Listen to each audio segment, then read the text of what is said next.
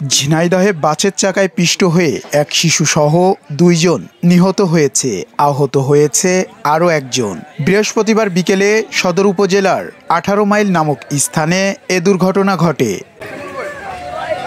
Police ও স্থানীয়রা জানায়, দুপুরে সদর উপজেলার হলিধানি বাজার থেকে ব্যাটারি চালিত ভ্যানে যাত্রী নিয়ে নগরবাথান বাজারে যাচ্ছিল ওই গ্রামের ভ্যান চালক নজরুল ইসলাম। পথে ঝিনাইদহ চুয়াডাঙ্গা মহাসড়কের ১৮ মাইল নামক স্থানে পৌঁছালে সামনের দিক থেকে আসা মণ্ডল পরিবহনের একটি বাস ভ্যানটিকে সামনের দিক থেকে চাপা দেয়।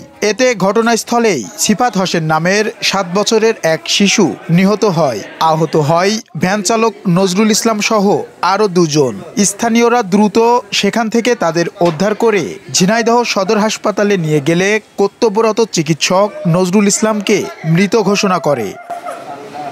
এদিকে অপর ব্যক্তিকে হাসপাতালে ভর্তি করা হয়েছে। এমআর রাসেল, কাগজ টিভি।